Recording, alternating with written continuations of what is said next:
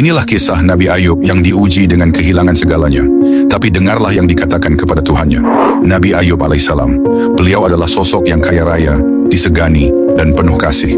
Tapi yang paling istimewa dari Ayub bukanlah hartanya, melainkan hatinya yang penuh sabar dan syukur.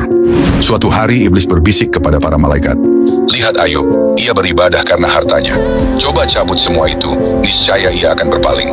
Maka Allah mengizinkan ujian itu menimpa Nabi Ayub, bukan karena murka, tapi untuk meninggikan derajatnya. Bencana pun datang silih berganti. Dalam waktu singkat, seluruh hartanya musnah terbakar dan ternaknya mati. Lalu, badai merobohkan rumahnya dan 10 anaknya meninggal seketika itu juga. Ketika kabar itu datang, Ayub memeluk istrinya yang menangis dan hanya berbisik, "Inna lillahi wa inna ilaihi raji'un." Mereka titipan Allah dan kini telah diambil kembali olehnya. Iblis tak puas. Ia minta izin untuk mengganggu tubuh Ayub. Maka datanglah penyakit yang mengerikan. Kulit Nabi Ayub mengelupas, tubuhnya bau dan bernanah hingga dirinya ditolak oleh masyarakat.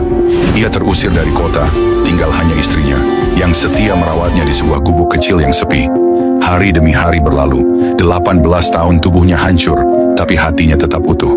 Ia tak pernah berkata, "Ya Allah, mengapa aku?" Justru, ia masih berzikir di malam hari, berdoa dalam senyap. Suatu malam istrinya yang letih berkata, "Wahai Ayub, tidakkah engkau meminta kesembuhan kepada Allah? Sudah sangat lama engkau menderita seperti ini." Ayub menoleh lembut, meski tubuhnya nyaris tak bergerak. Ia berkata pelan, "Aku hidup sehat lebih dari 70 tahun, dan baru diuji selama 18 tahun. Apakah pantas aku mengeluh?" Istrinya terdiam, air matanya menetes, bukan karena sedih, tapi karena kekaguman terhadap kekuatan jiwa suaminya. Akhirnya, di malam yang sunyi, Nabi Ayub mengangkat tangan dengan lirih, "Rabbi, inni massaniyadur, wa anta arhamur rahimin." Ya Tuhanku, sungguh aku telah ditimpa penyakit, dan Engkaulah yang maha penyayang dari segala yang penyayang. Dia berdoa tanpa tangis, tanpa keluh kesah dan tuntutan apapun, hanya penuh adab dan kepasrahan. Dan Allah Zat yang maha mendengar langsung menjawab, "Hantamkan kakimu ke tanah, akan keluar mata air untukmu. Mandi dan minumlah darinya." Air memancar dari tanah. Nabi Ayub meminum dan mandi di sana, dan dalam sekejap tubuhnya pulih total, bahkan lebih sehat dan kuat dari sebelumnya.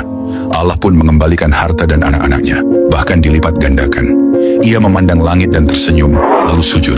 Tidak berkata banyak, sebab dalam sujud itu, semua syukur dan air mata bercampur jadi satu.